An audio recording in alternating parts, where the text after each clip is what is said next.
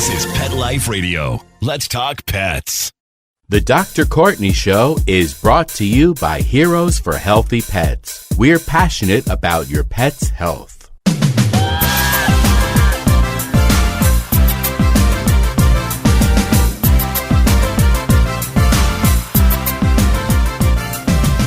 Yes, you know that intro music always gets me going. I absolutely love it. Hello and good day from California. Welcome to the Dr. Courtney podcast. As you can probably guess, my name is Dr. Courtney. I'm a veterinarian, former co-host of Pet Talk on Nat Geo Wild, and just all-around pet lover. I want to send a big thank you to all of you who are regular listeners, and for those of you who are tuning in for the very first time, a big welcome. This is a podcast where we get to laugh, love, and learn all about pets. My favorite season is spring. I mean, honestly, it's a proven fact that spring is the best season. I'm kidding, of course, it's not proven fact, but I love it because it's warm, but not too warm. Everything is blooming. People are celebrating because they survived the winter without getting diagnosed with frostbite. I mean, there's just a lot to celebrate. I've spent the better part of my life in school, so even though the school calendar doesn't necessarily apply to me now, I love spring because it reminds me that school is getting out soon. But there's one thing I kind of dislike about spring, and it's the sunlight. Well, okay, it's not exactly the sunlight that I don't like, but it's the fact that sunlight makes you realize how dirty your house is. Yes, it's the spring cleaning that makes me feel like sometimes moving to another house. Maybe that's because when I was growing up, spring cleaning was very important. It was our time as kids to kind of curse the sun and the very idea of chores. Well, come to find out, spring cleaning actually has a real history.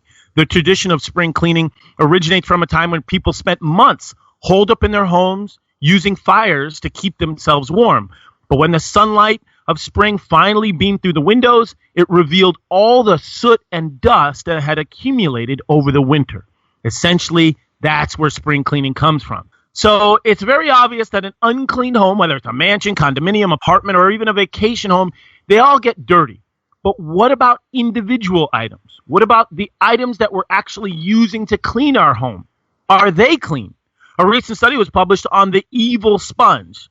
No disrespect to any sponges listening right now, but sometimes they can be a little evil. I mean, that study showed that sponges regularly cleaned in soapy water or the microwave actually harbored more of a special type of bacteria called Moraxella oscilloensis. This bacteria is commonly found and it can cause infections in people with compromised immune systems. So what did that study actually suggest? Throw away your sponge when it gets stinky, and running your sponge through the microwave or dishwasher are the two best ways to disinfect your sponge. But be careful. If the sponge doesn't get hot enough, the bacteria may actually grow. And if the sponge gets too hot, it may actually cause a fire. Also, don't feed your sponges a healthy diet of bacteria, meaning don't use your sponge to kind of clean off chunks of food and wipe up meat juices or even dried saliva from your pet. And there it is. That last recommendation, the one about cleaning dried saliva from your pet, that's the one that resonates with the Dr. Courtney podcast because we love the human-animal bond here, and part of that bond is cleaning and hygiene of us and our pets. So I have to identify and sort of tackle one of the most common questions that I get in the media as a veterinarian: can my dog make me sick? That is a topic that so many pet parents and soon-to-be pet parents are dying to know. I mean, why do people ask that question so often? Well, when one of your family members is a different species, you're going to have some questions about them. And we, just like our pets, love that attention and affection. So it's natural to ask, is that good morning kiss my dog gives me in the face so innocent? Should I be worried? So today we're going to be talking about all of those things. We're going to be talking about a smarter way to clean. We're going to be talking about hygiene in our pets. We're going to be talking about whether or not our pets could make us sick. And there is no one that I'd rather talk to about these topics than my two next guests. They have both been on the front lines of hygiene and the fight against evil microbes that are the source of infections. So right now, let's pause for a few brief moments for a word from a true hero on behalf of pets everywhere. And then let's reconnect on the flip side so we can tackle this subject head on without getting dirty in the process. Sit. Stay. We'll be right back after a short pause. Well, 4 to be exact.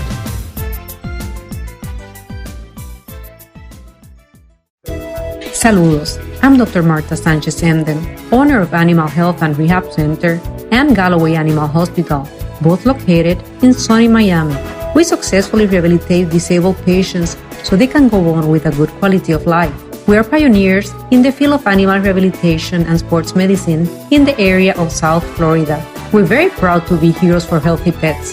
To learn more about us, visit animalhealthrehab.com. Gracias. Let's Talk Pets on PetLifeRadio.com.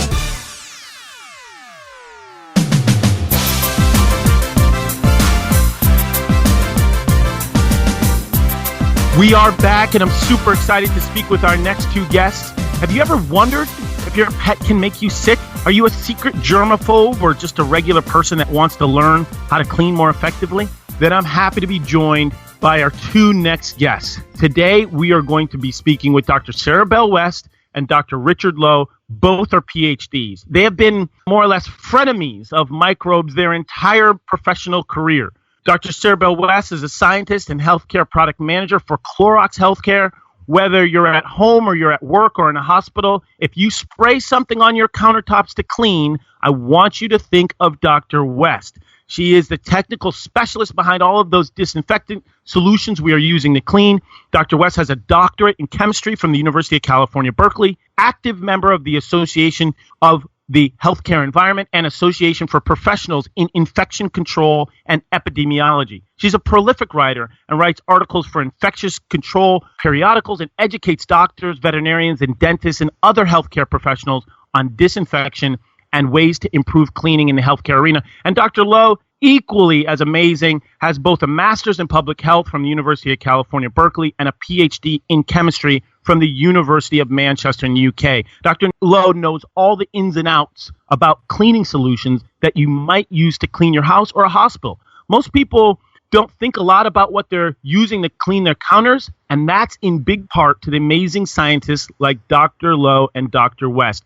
Podcast listeners, podcast family, please join me in welcoming to the show Dr. Sarah Bell-West and Dr. Richard Lowe, both PhDs. Welcome, Dr. Sarah and Dr. Lowe. Thank you so much, Dr. Courtney. We're so excited to be here, and thank you so much for letting us talk about our favorite topic, cleaning and disinfection. No problem. It's wonderful to have both of you. Sorry to cut you off. I'm naturally differential and sort of deferential to you. I want to call you Dr. West and Dr. Lowe. Can I call you Sarah and Richard? Yeah, that would be perfect. No problem. Perfect. Thank you. So we do something on this show called Set the Scene.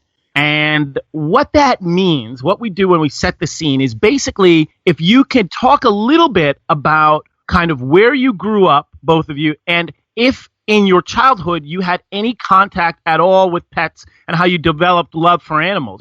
You may have only been introduced as an adult or maybe as a child. Could you set the scene for both of you?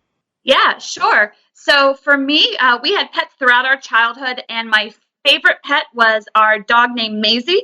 She was a mixed breed that we adopted and rescued from our local animal shelter. And Maisie lived with our family for 14 years and was always happy and excited to greet us whenever we walked in the door. Even whenever I was in college, she was always the first one who would come and greet me. Wow, Maisie. I love that. I absolutely love that. And how about you, Richard? So I have a slightly different experience of pets in childhood. I'm actually the son of a vet, and I grew up in Hong Kong. But because we lived in a small apartment, we never actually owned a pet. I think my dad had pets or cats before I was born, but I never experienced pets growing up. When I was about 8 or 9, we moved to a pretty rural area in England, and my dad would, on walks around the neighborhood, would find stray mountain sheep that had just sort of wandered through fences, or lambs typically. And so we actually ended up keeping lambs in our back garden and raising sheep. So we had, I think, about 5 sheep over the course of about 6 years at different times. So my experience is growing up with sheep in the back garden. Unbelievable. Son of a vet with sheep as pets. This is absolutely incredible. I love it. Listen, I want to jump right into it. One of the most common questions I get in the media is, can I get sick from my dog? And it makes sense. I get why people ask this. Let's try and clear this up. What infections can humans get from pets, and what exactly are the risks? Sure, I'll take that one. It's an important question and one that all pet owners need to consider. And there are a lot of pet owners in the United States. 44 million households have dogs, and 36 million households have cats. So yes, while we all love our pets, they can also carry harmful germs, which can in certain situations be transmitted to us and make us sick. That said, the risks of getting an infection from your pet are generally low, but the risk does vary amongst the population. In generally healthy people who are ages between 5 and 65, the risk is low, but that level of risk increases in children under 5, adults over 65, pregnant women, and people with compromised or weakened immune systems. Amongst these people, infections from pets can be serious. So if you have people in your household within these groups, you want to make sure you're practicing good environmental as well as personal hygiene. That is incredible. I like to hear that the risk is low. I mean, particularly if you're healthy and your pet is healthy. Listen, the truth is, I like that idea. It sounds very optimistic, the fact that the risk is low, but infections do occur, and it's important to talk about it so we know how to avoid it. Are there any situations where pets were the source of human infection? Yeah, so I'll give your listeners a couple of examples fairly recently in the last sort of 10 years. And one is actually very recent, and that was in 2017, and it concerned a bacterium called Campylobacter jejuni. So this is a really common bacterium. It's actually the number one cause of foodborne illnesses in humans in the U.S. The CDC, that's the U.S. Centers for Disease Control, that's the U.S. agency responsible for keeping people healthy. They estimate that around 1.3 million people each year get a Campylobacter infection. So it's really common. So the majority of those don't actually come from specific outbreaks. But in 2017, the CDC actually traced an outbreak that affected about 110 people in 17 states. And by looking back at the patterns of who got sick and who got infected, they were able to trace the likely source to puppies from a chain of pet stores. And what was actually really concerning about this outbreak is the bacterium that was isolated was resistant to most of the common antibiotics that are used to treat those types of infections. So that's one example. And the second one, a little more interesting, this concerns the bacterium Salmonella typhimurium. So Salmonella is a very common bacterium again. It's a foodborne bacterium. But in about 2009 to 2011, 241 people in 42 states became infected with a particular strain of Salmonella. And this was actually a pretty hard one to crack. The people who got sick were between 1 and 76-year-old, and 30% of them required hospitalization, but thankfully there were no deaths associated with those.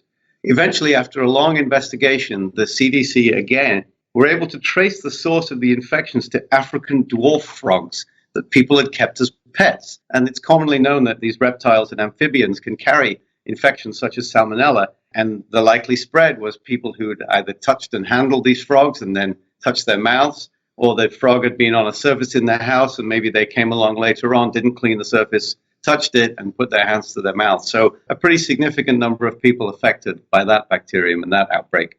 Incredible. I mean, listen, one case it's sick puppies with Campylobacter, as we say, camp, and then the other amphibians and Salmonella. And, that name Salmonella is pretty notorious. I think one common thread among all of those infections is that it's so important to, wash your hands. It's really important. But I think about Campylobacter, I think about Salmonella, and I say, okay, definitely even the most casual germaphobe has heard about these. Are there any other microbes that may cause illness that we should actually be concerned about besides camp and Salmonella? Yeah, there are a few more that occur in humans and may be spread from pets to humans. So one of those is Clostridium difficile. That's actually a major problem in healthcare at the moment. That can cause serious and life-threatening infections in humans, especially in the elderly and those who are already sick. Salmonella we've talked about. Also occurs in poultry and rodents. The other one that you may be familiar with is methicillin-resistant Staph aureus, or MRSA, as it's more commonly known. That can cause skin infections. And the last one is one that I think is reasonably common, or not so common, but occurs more in cats, is Toxoplasma gondii. And that's actually an infectious parasite that can cause flu-like symptoms, eye infections, and a loss of vision. Okay, wow. Well, obviously, when you hear about any infectious organism that can cause you to go blind, I mean, it should make everyone stand and pay attention. I think the true intersection of the human-animal bond is, okay, we don't want our pets to make us sick. We don't want to make our pets sick. But what about from pet to pet? Is there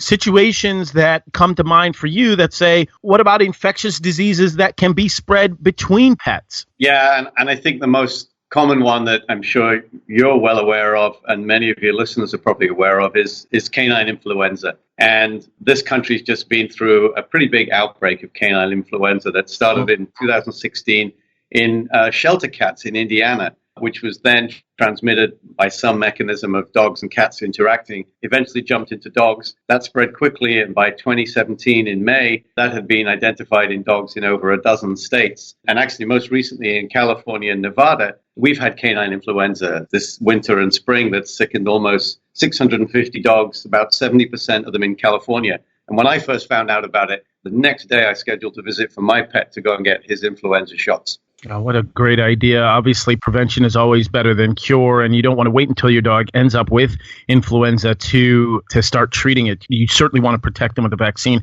Certainly, you're right. We have been covering this canine influenza outbreak, and, the challenge with that particular virus is getting the knowledge out there and educating the public on the fact that this does spread like wildfire. The challenge with all of these microbes that we're talking about, and this is probably the most obvious and distinguishable characteristic about them, they're invisible. You can't see them with the naked eye. And that's one of the biggest challenges. So when I think about basically microbes that can make you sick that you can't see, I think it's so important to keep items clean and keep the environment clean. In your mind, why do pet owners need to keep the environment clean? Sure. So, as you just mentioned, germs are invisible, but whenever I think about where a germ can go, think about anywhere a pet or a person can go and any surface that we or our pets can touch. And if you think about it, that's almost anywhere. And, whenever we talk about how germs can spread from pets to people, what we want to do is we want to think not only about what they're touching, but also their bodily fluids. So, whenever a pet is sick, they'll commonly shed a germ that's making them sick. This could be a bacteria or a virus. They'll shed that in their body fluids. That could be feces, urine, or vomit. Feces, or, puppy poop, as we like to call it, is, the most common way that gastrointestinal pathogens are spread. And in some cases, that pathogen that is making the dog sick might still be shed in the dog poop even after the animal appears healthy. These pathogens can contaminate surfaces, and the scary part is that they can survive for hours, days, weeks, or even months. For example, as Richard mentioned with Campylobacter, that pathogen responsible for the Petland puppies outbreak, it can survive on a moist surface for about 4 hours. On the flip side, Salmonella, which is responsible for these foodborne illnesses, that can survive on surfaces for 10 days, and there are even studies showing that it can survive on surfaces for up to 4 years, which is really scary. 4 years. And studies have shown that pathogens can be transferred from hard surfaces, which would include your countertops or your floors, and soft surfaces, such as carpets and bedding, to our hands, and then we can then spread them to our nose and our mouth, and that can potentially cause an infection. And while you don't think that you touch your face that much, we actually looked into this, and studies have shown that people touch their face a lot, around 100 to 300 times per hour. And as I'm thinking about this, I'm actually touching my face, so there's one right there. There's a lot of opportunities for us to transfer infectious pathogens from your hands to your nose or your mouth, and then from there, they can move into your lungs and your stomach and cause an infection. It's absolutely incredible just how many times that we unconsciously touch our face, our eyes, our nose, our ears. I completely agree with you. I mean, it's something that we all do reflexively. And let's be honest, we are constantly touching our mobile devices and phones, and that can obviously be a source of spreading of bacteria as well as a fomite. I think what a lot of pet parents are wondering is, how can pet owners reduce the risk of germs spreading to them from their pet? I mean, they want to stay safe too. Yeah, that's a great question. And one of the first things you can do as a pet owner is practice good hand hygiene. And actually, regardless of whether you're a pet owner or not, you should always practice good hand hygiene. It just helps to keep you healthy. So they're key to spreading harmful germs from pets to people. And soap and water and thoroughly washing is the best way. If that's not available, you can also use an alcohol-based hand sanitizer. These are very common. They're very widely available. And if you have young children in the house, they should always be supervised by adults when washing their hands. And there really is a correct method to wash hands. And you can look this up online. It's pretty easy to find methods, hand hygiene methods, where you're rubbing your palms to palms, you're rubbing the backs of your palms, you're interlacing fingers and rubbing, you're cleaning with your thumbs, and you're really scrubbing into the palms. It should take about 15 to 30 seconds to thoroughly wash your hands. That's incredible. A lot of people don't realize, and this is going to sound weird, but just how long 30 seconds is. They have this perception that it's a lot shorter of time. So certainly if you could sing half of a song lyric in your head, that probably is enough time to past that 30 seconds. When you're thinking about the times in which you should be washing your hands, there are some moments where it's extremely obvious, where you're using the restroom, but then there are times where it's not so obvious, where maybe people need to be a little bit more conscious about it. In your opinion, what are some key moments where hand hygiene is absolutely essential? Yeah, so if you have just walked your dog and you've picked up pet waste, or the pet waste is in the yard, even if you've used a bag, always wash your hands. It's the first thing I do when I walk in the house. Before the dog gets a cookie, it's the first thing I do as I go to the sink and I give my hands a good wash. That's one time. After cleaning out a cat litter box, we'll talk more about cleaning cat litter boxes later on, but that's a very important time to do that. Even if you've used gloves, you should still clean your hands, wash your hands. If your pet has had an accident in the house, if you've had to clean up after vomit, or they've urinated on the carpet or the floor, you should wash your hands then. Before eating and drinking or preparing food, if you are playing with your pet and you then go to make something in the kitchen, give your hands a good wash. And lastly, I think this is also a good one, especially in the winter. If you've been for a walk with the dog and he's wet and you have an old towel and you wipe the dog down with, you probably don't wash that towel very often. I think I leave mine for a couple of weeks probably, but you should wash your hands after you've done that, because whatever's on that dog, on the paws, now transfers to the towel, can easily transfer to your hands. So those are some of the moments. Listen, anytime you're cleaning up any eliminations, it completely makes sense. And that's excellent advice about hand hygiene. We'd also love to hear some excellent tips about cleaning your home. But we have to take a quick break. Would you mind, both of you, just staying with me just for a few moments when we come back so we can talk more about the home? Of course. Excellent. Thanks so much. We will be right back. Sit. Stay. We'll be right back, right after we kibble a little with our sponsors.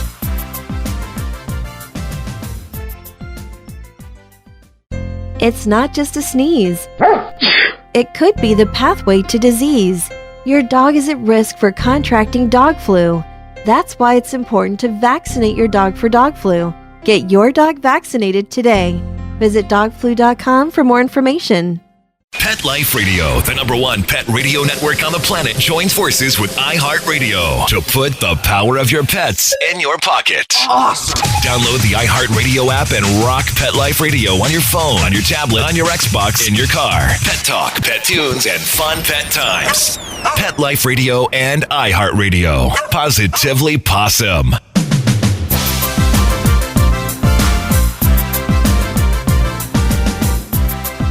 And we are back. We're having a scintillating conversation about a smarter way to clean, and also about hygiene and that intersectionality between pet parents and pets, particularly when it comes to hygiene. We're talking to two really luminaries, scientific luminaries in their field, Dr. Sarah Bell-West, Dr. Richard Lowe, both PhDs, and have been on the front lines of fighting infectious disease for a very long time through excellent knowledge of disinfection and sanitation processes. We are right at the critical stage where we're talking about something that a lot of pet parents would love to know about: cleaning your home, how to maintain a very sanitary and hygienic environment in your home. Do either of you have any tips for cleaning your home or cleaning up after your pet?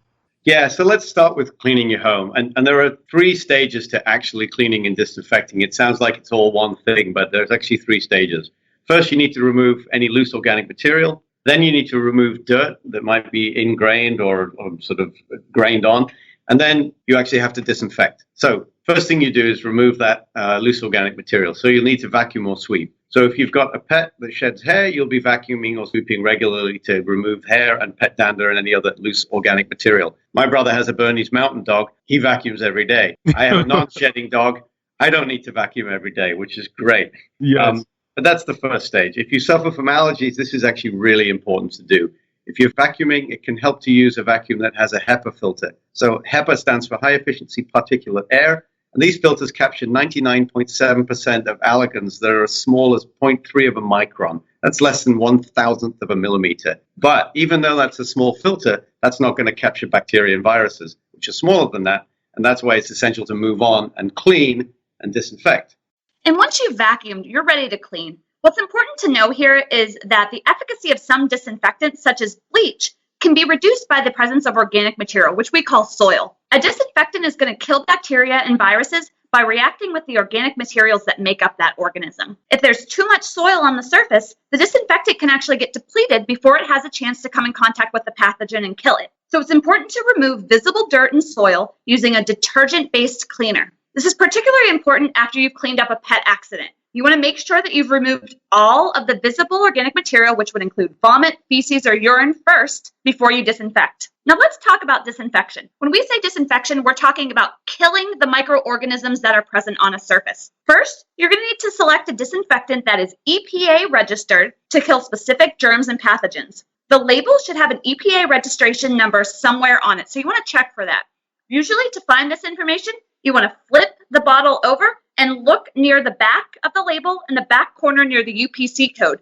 You'll see it'll say EPA registration number followed by a series of numbers. What that means is that that product has passed a series of tests and that data has been approved by the Environmental Protection Agency, demonstrating that that product is effectively able to kill certain pathogens. Second, it's really important to follow the directions for use on the disinfectant label. I know we're all busy and I know the print is sometimes small on the label, but take a time, especially if you're trying a new product, to read those directions for use.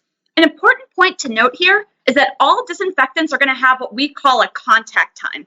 And what that contact time means is that's the amount of time that the disinfectant needs to stay wet on the surface in order to kill the germs that it's approved to kill. You'll notice that contact times can range anywhere from 30 seconds to 10 minutes. So really, whenever you're looking for products, try to find products that have a fast contact time, because we all know in a busy world, surfaces dry quickly and we want to move on. We want to clean, disinfect, and move on. Third, you want to apply the disinfectant following those directions for use. And as I mentioned before, make sure that those disinfectant surfaces stay visibly wet for the full contact time. Based on the label directions, what you want to do is after disinfecting, you can either leave that surface to dry, or if that surface is going to be contacted by your pet, or maybe you're wiping off a kitchen counter or another surface that people might be eating off of, what you want to do is you want to rinse the surface or wipe off that extra disinfectant. Wow, this is really incredible. A lot of people just don't understand, or they do understand, but just haven't really thought about it in the way that you presented it, which is, hey, it's two separate processes. You've got to clean first, remove all that organic material, and then you have to disinfect. And then when it comes to disinfectant, if you drill down a little bit deeper, a lot of people aren't aware of that. A disinfectant is EPA registered to kill specific germs and pathogens, and it will be listed. And then, of course, you can't just spray it on and wipe it off, because there are some that say, hey, it has to sit there for a while, and keeping that surface wet completely makes sense while you're waiting for it to work its magic and kill those microbes. But a lot of people are thinking, all right, well, that's fine for a countertop, but what about soft surfaces like a carpet? Yeah, soft surfaces can be tricky. On ColorFast carpets, rugs, upholstery, and mattresses, what you should do first is you should blot away any excess liquid or solids with a clean, dry, absorbent cloth. So, for example, if your dog has had an accident on their pet bed, what you want to do is you really want to make sure that you're absorbing all of the urine first before you start using the stain remover. Then what you want to do is you want to spray a color-safe cleaner or stain remover directly onto the stain or that affected area until it's completely covered. Then, just like we were talking with disinfectants, you need to let that stain remover sit on the surface for a specific period of time, and the label, again, is going to tell you how to do that. Typically, for these stain and odor and treatment removers, usually what you'll see is the contact time is between 3 to 10 minutes. After that, you want to wipe the area with a clean, damp cloth, and then you want to keep that treated area clear of people and pets while it dries. There are a couple of points to remember using any product, and I think one thing to note is that, sometimes we go to the grocery store, we grab wipes, and we aren't paying attention to which wipe we're grabbing. Maybe we're grabbing what's on sale. Every product is going to have slightly different directions for use. So you really want to pay attention to that. And, maybe you haven't used a product in a while, flip it over and read those label instructions. Secondly, if you have a new product, or maybe you got new countertops or a new surface in your house, test that product in an inconspicuous area just to make sure it's not going to damage the surface. This is especially important if you're using one of these cleaners on a soft surface. Perfect. Now, obviously, when we are with our pets, we're thinking about countertops, we're thinking about carpet, and then we have a whole bunch of other just pet-centric items. I'm talking about food bowls, water bowls, pet toys, leashes, harnesses, collars, all of that fun stuff that helps us go outside and actually enjoy a good time with our pets. I mean, I have friends who literally have a trunk full of toys for their pets. I mean, more toys than their pets even know what to do with, And what's amazing about pets is even if they don't have any toys, they will just simply play tug of war with the leash. So this is the magic about them that I love so much. So I guess when it comes to those sorts of things, you just finished playing a 15-minute session of tug of war with your dog. You're exhausted. They're exhausted. They've got saliva over everything. What are some tips you might have for cleaning food and water bowls and pet toys? Yeah, so, we wouldn't want to play with slimy toys or eat from dirty dishes, and really your pet shouldn't either. So you should aim to clean those regularly. And it's really easy to do that using common disinfectants and cleaners found in the house. And you'll either want to sanitize or disinfect your pet bowl or toys, depending on where your dog has been. So let's talk about sanitizing. So this is actually a process that reduces microorganisms to a safe level. And the way I think about that is it's a level of microorganisms that if your dog then licks the bowl, they're not going to get sick from picking up a few microorganisms that are still there. So for bowls and hard plastic toys, clean them first, just like you should clean a surface first to get rid of any dirt or saliva that may still be on them, and then rinse them. In a plastic dishpan, just prepare a simple sanitizing bleach solution.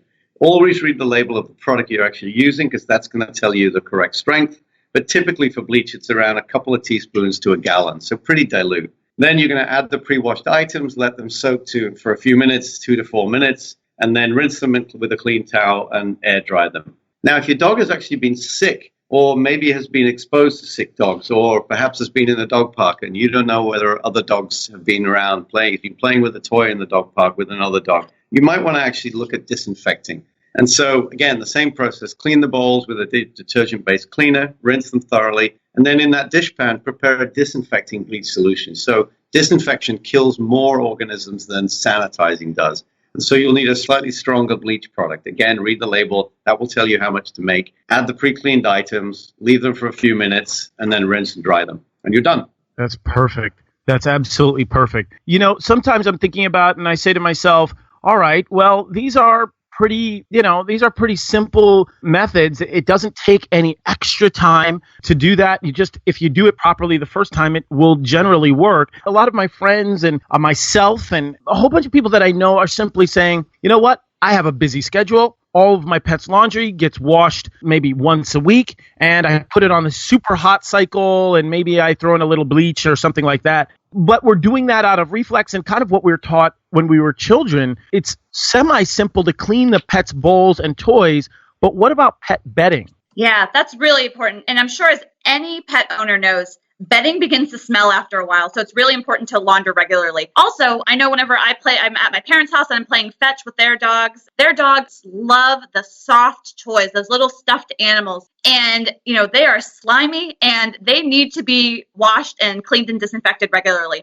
So, with bedding or toys, it's really important that if your pet has, recently had an infectious disease or been sick, you really want to make sure you're laundering even more frequently. What we recommend is laundering. First off, purchasing surfaces and bedding that can be laundered. That's really important, especially if it has a launderable cover. And then second, launder those surfaces with hot water and use bleach. Again, you want to follow your manufacturer's instructions. And it's simple to do for most bedding. And again, as you just mentioned, Dr. Courtney, this can be done on a regular washing machine on a regular basis. Just build it into your routine. We also recommend, if you can do it, drying using high temperatures. That can also help kill any infectious microorganisms that maybe made it through the washing cycle. That heat can kill them too.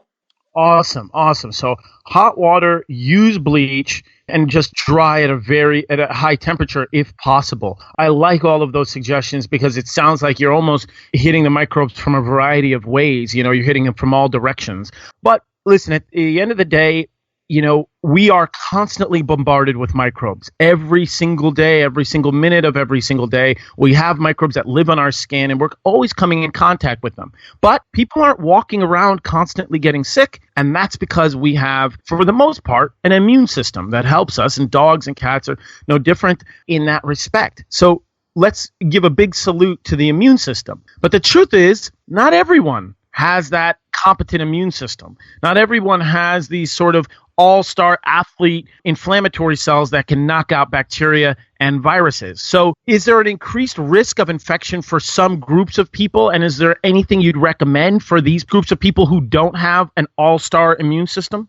Yeah, there are. And that really is another good question. And actually, it's the U.S. Centers for Disease Control and Prevention, that's the CDC, the government agency responsible for public health in the US, they actually issue guidelines about keeping pets if you may have an increased risk of infection. So first, if you have children under 5 in your household, you probably shouldn't have pet reptiles, amphibians, or poultry. Remember that outbreak, there were children as young as 1 who actually got sick because these amphibians like frogs can be the source of disease that kids can easily catch. Kids don't wash their hands very often. They have poorer hand hygiene because they're kids. Secondly, if you're in a household and someone in the household is pregnant, you probably shouldn't adopt new or stray cats, especially kittens, because there's a risk of getting toxoplasmosis, and that can cause birth defects. But the CDC does suggest that if there is an existing cat, they can actually keep their current cat. Third, pregnant women should avoid changing cat litter. If they have to, they should wear disposable gloves and obviously wash hands immediately after the litter is changed. Ideally, changing the litter daily can reduce the risk of getting toxoplasmosis because the parasite doesn't become infectious until about 1 to 5 days after it's been excreted in a cat's feces.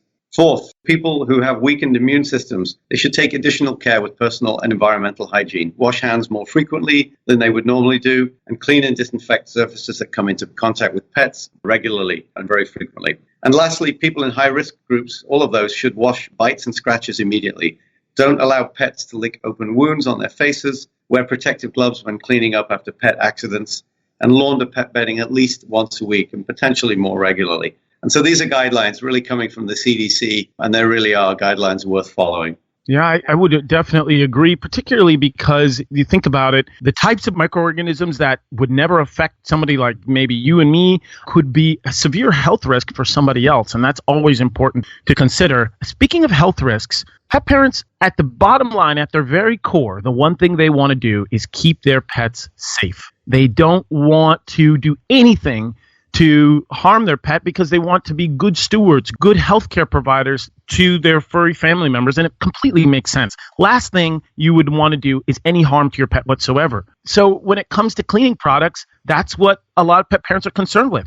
Is this safe? What I'm about to spray on this countertop, is that safe for my pet? So do you have any tips for selecting products to use around pets? Yeah, we do. And as I'm sure your listeners know, there are many products that can be used for cleaning and disinfecting. And choosing the right products to use around your pet can actually be difficult. So we have a few tips. First off, as we've said many times today, always read the product label to determine whether it's appropriate to use around pets. Many products will be safe to use around pets if they're used according to the directions for use. For example, some products may state, keep pets and children away from the area until dry, so you should follow that guidance. Others may say, rinse the surface before food contact or pets are allowed on it. It probably won't say pets, but anytime it says rinse the surface before preparing food, that's probably a good indicator that you shouldn't let a pet lick that surface, for instance, while the disinfectant is still on it. Secondly, look to see if products carry any pet-safe language. Some cleaning products may do, but disinfectants may not. It just depends on the product. Look to see if the product you're using is a one-step cleaner and disinfectant. So we haven't talked about this, but there are products that have detergents and disinfectants in the same product. So if you can use a product that basically has both of those, you only need to use that one product for cleaning and disinfecting. But make sure you still use it to clean off any gross soil or dirt that you may have on the surface. Some products may be labeled for use on food contact surfaces. That means they can be applied to a surface that comes into contact with food and left to dry without a rinse step. Those are great to use around the house with pets because obviously there's no extra rinsing step needed. And lastly, and I think this is just good general advice for all cleaning and disinfecting products, keep them safely and securely stored out of reach of pets. And those are our tips for selecting pet-safe products. You'd be surprised at how many times I've actually heard about pets where they've actually licked the floor after it has been cleaned, and it results in severe irritation inside the mouth and basically a chemical burn. So you're completely right. I love that last tip, particularly even though you think that these products may not be interesting or, for lack of a better term, appetizing to a pet, just keep them out of reach. That's so important. You know, I have to thank you from the bottom of my heart because, again, let me repeat, this is one of the biggest topics that I have questions about and people are most curious about is cleanliness, hygiene. And what I love about that is people recognize it's very important, particularly those who are in the pet health industry and businesses and kennels and boarding facilities. They realize just how important hygiene is because if it's not at a highest priority, it may shut down their business. So I just want to thank both of you for joining me during this podcast today. I think it was an absolutely illuminating conversation, and I just want to thank you for your generosity of time. If we do a part 2 and a part 3, which I fully plan on it, would you both mind joining me again? Yeah, be sure. As I said, we'd be happy to come back, and feel free if people have questions after listening to this podcast, send them in, and those are things that we can address in round 2. Well, fantastic. Is there any social media contact, email, or anything that people can possibly contact you by? Ooh, that's a good one. So for us, since we are employees of the Clorox company, we kind of have some rules around how we interact with others on social media. Probably the best thing to do is if you are a pet professional or a veterinary professional, you definitely want to connect with us on Twitter using the @Clorox Healthcare tag. And then if you're at home and you're trying to learn more about how to clean and some tips for cleaning and disinfection, you can connect with us on Twitter or other social media forums with our retail company, the Clorox Company. I love that. I absolutely do. And as a third fail-safe podcast fam, just reach out to me and ask me any questions and I will forward it along to them, okay? So this is wonderful. Thank you again, both, for joining me. I deeply appreciate it, and we'll talk soon. All right. Thank you so much. Thank you very much.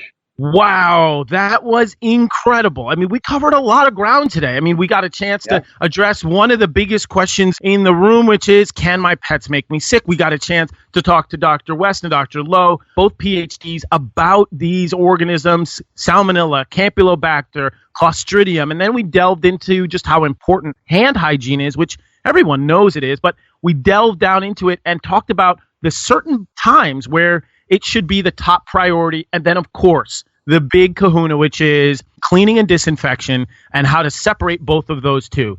Remove the organic material, the dirt, and then make sure you're using that disinfection the way that it's instructed to do, which is contact time. You got to let it sit there so it can work its magic. And then, of course, we talked about carpets and also bedding too. We definitely covered a lot of ground, but I think the last bullet point we talked about, which is probably the most important one, is how do we make sure we clean but keep our pets safe?